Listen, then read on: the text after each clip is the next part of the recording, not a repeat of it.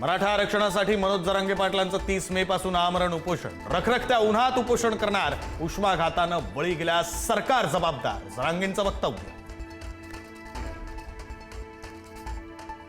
अजित पवारांच्या राष्ट्रवादीमध्ये अस्वस्थता, निवडणूक आयोगाला पाठवलेल्या राष्ट्रीय कार्यकारिणीच्या पत्रावरून नाराजी, मोठी पदं न मिळाल्यानं प्रफुल्ल पटेल, सुनील तटकरे नाराज असल्याच्या चर्चा।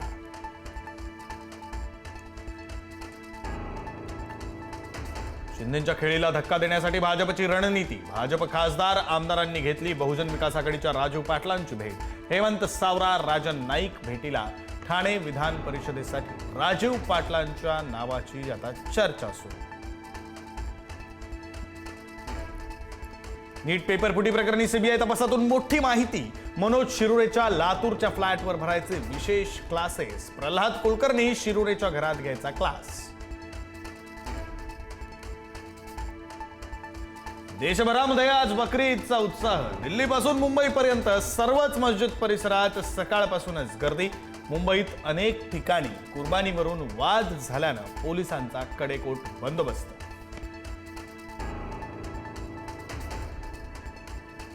कल्याणच्या दुर्गाडी किल्ल्यावर बकरी ईद निमित्त मुस्लिम बांधवांना नमाजास परवानगी, दुर्गाडी मंदिरात प्रवेशबंदी केल्यानं भाजपसह दोन्ही शिवसेना आक्रमक, पोलिसांनी वेळीच कार्यकर्त्यांना आवरलं।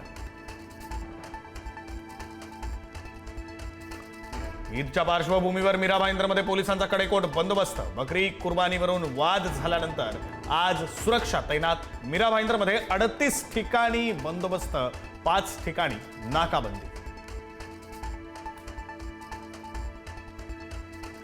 पुण्यामधील सारसबाग आज आणि उद्या बंद, गेल्या वर्षी ईदला झालेल्या राड्यानंतर यंदा सतर्कता, कायदा सुव्यवस्थेचा प्रश्न निर्माण होऊ नये यासाठी काळजी।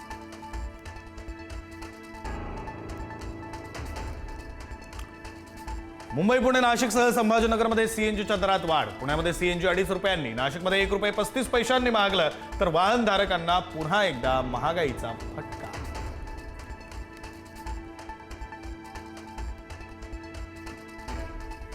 हिंगोलीमध्ये सरकारी रुग्णवाहिकेने नकार दिलेल्या मातेचं बाळ दगावलं, डिझेलचं कारण देत नाकारली होती रुग्णवाहिका, आरोग्य यंत्रणेचा भोंगळ कारभार चव्हाट्यावर।